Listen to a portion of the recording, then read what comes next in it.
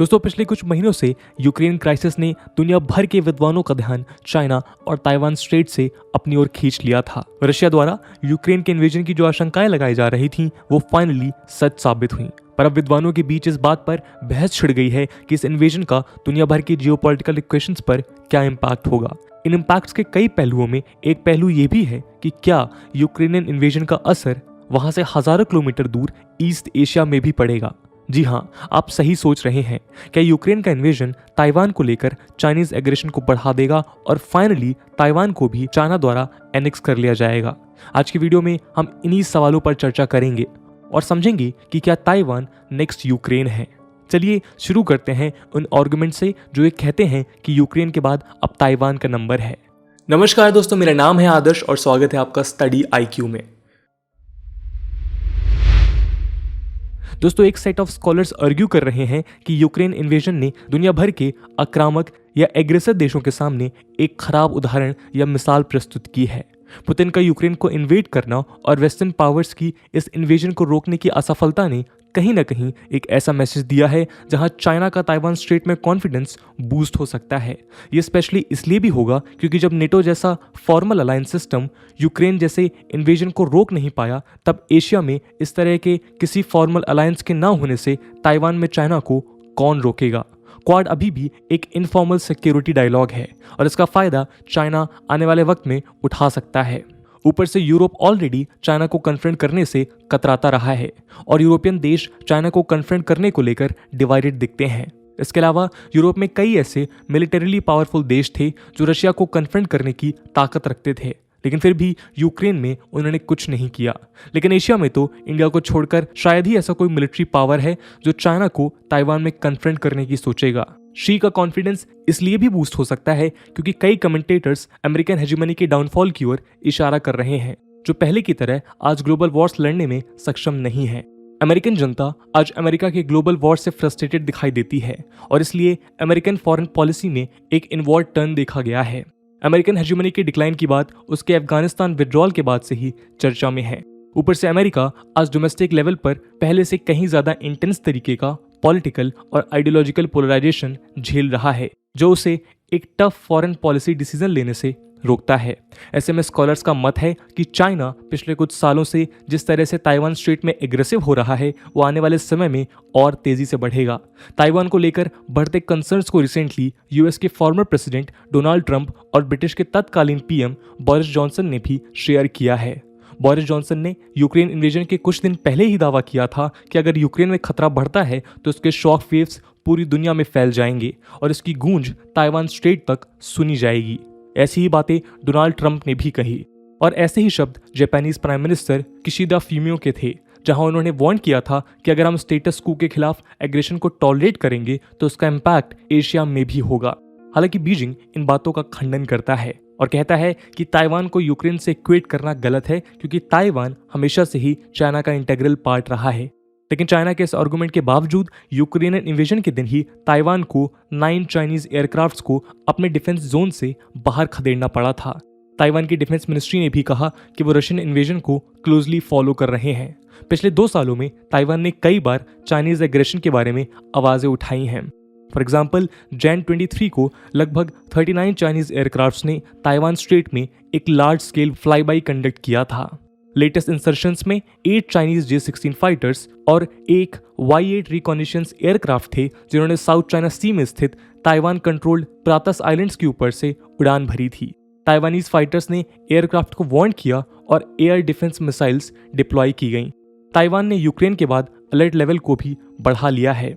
Taiwanese president Sai Ing Wen ने Ukraine crisis को लेकर बनाए गए एक वर्किंग ग्रुप मीट में कहा कि ताइवान सिक्योरिटी एजेंसीज को अपने सारे सिक्योरिटी और मिलिट्री यूनिट्स को अलर्ट कर देना चाहिए और उनके सर्विलेंस और अर्ली वार्निंग सिस्टम्स को एक्टिवेट कर देना चाहिए।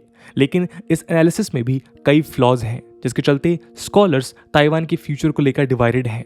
तो चलिए काउंटर आर्गुमेंट्स देखते हैं और समझते हैं कि आखिर क्यों चाइना ताइवान को एनेक्स नहीं करेगा।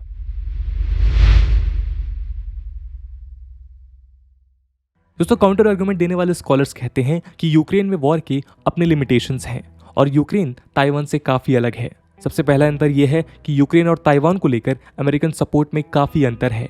यूक्रेन अमेरिका के लिए उतना इम्पॉर्टेंट है ही नहीं जितना ताइवान है, क्योंकि यूक्रेन आज अमेरिका का 67th लार्जेस्ट ट्रेडिंग पार्टनर है, जबकि ताइवान 9th लार्जेस्ट।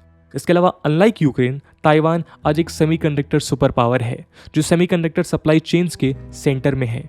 अगर ताइवान को चाइना इन्वेड करेगा तो ये यूएस के लिए ही नहीं बल्कि पूरी दुनिया के लिए एक सरदर्द बनेगा, क्योंकि ये अटैक सेमीकंडक्टर सप्लाई चेन को डिसरप्ट कर देगा और यूएस जैसा सुपर पावर ऐसा बिल्कुल नहीं चाहेगा।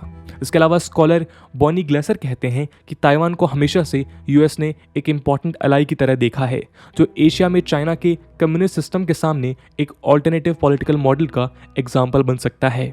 यही वजह है कि यूएस और ताइवान के बीच 1979 से ही एक म्यूचुअल डिफेंस ट्रीटी ऑपरेशनल है और तब से ही यूएस ने ताइवान को वेपन्स सप्लाई किए हैं और यूएस ने यह भी दावा किया है कि वो ताइवान को हर तरह के अग्रेशन के खिलाफ सपोर्ट करेगा।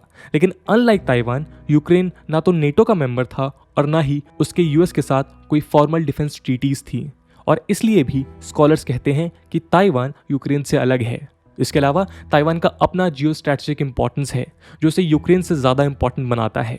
जी हाँ, ताइवान वेस्टर्न पैसिफिक में एक इंपॉर्टेंट जियोपॉलिटिकल वॉल में लाई करता है जिसे हम फर्स्ट आइलैंड चेन कहते हैं। यह आइलैंड चेन चाइना को अपने पावर को बिना किसी रेस्ट्रिक्शन के पैसिफिक में प्रोजेक्ट करने से रोकता है और यह आइलैंड चेन यूएस के क्रूशियल अलाई जापान को भी एक शील्ड प्रोवाइड करता है। अगर चाइना ताइवान को कंट्रोल कर लेगा तो ये यूएस के डोमिनेंस को एशिया में हमेशा के लिए ख़त्म कर सकता है और ऐसा यूएस कभी नहीं चाहेगा। इसलिए हम कह सकते हैं कि एशिया में अमेरिकन क्रेडिबिलिटी को ताइवान के एनेक्सेशन से जो खतरा है वो यूक्रेन के एनेक्सेशन से नहीं है। अगर ताइवान को यूएस खो देगा तो ये उसकी दशकों की मेहनत को मिट्टी में मिला देगा जिसे उसने चाइना को काउंटर करने के लिए कल्टिवेट किया है और चाइना इस रीजन का अनकंटेस्टेड पावर बन जाएगा। इसलिए शायद ताइवान के प्रेसिडेंट साई इंग वेन भले ही यूक्रेन इन्वेजन से कंसर्न्ड हैं, लेकिन वो भी ताइवान को यूक्रेन से अलग देखती हैं। उनका मानना है कि शी जिनपिंग जानते हैं कि ताइवान पर किसी भी प्रकार के अटैक को अमेरिका लाइटली नहीं लेगा और इसलिए ताइवान का इन्वेजन आसान नहीं है। एक और आर्गुमेंट है जो ताइवानीज इन्वेजन को रिजेक्ट करता है। आइए देखते हैं।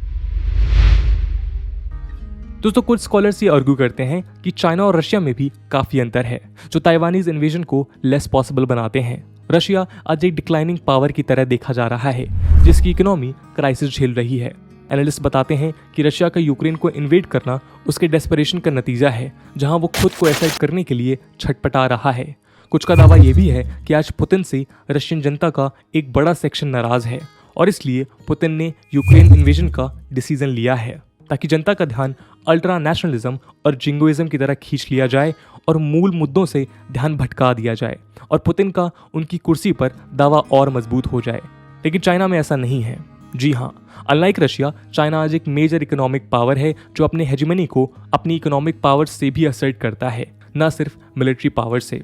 वहीं रशियन हेजेमनी लार्जली उसकी मिलिट्री से ही डिराइव होती है जो सस्टेनेबल नहीं है। स्कॉलर्स मानते हैं कि चाइना ताइवान को इन्वेड तब कर सकता है जब वो डेस्परेशन में हो और फिलहाल उसके सामने ऐसी कोई सिचुएशन नहीं है।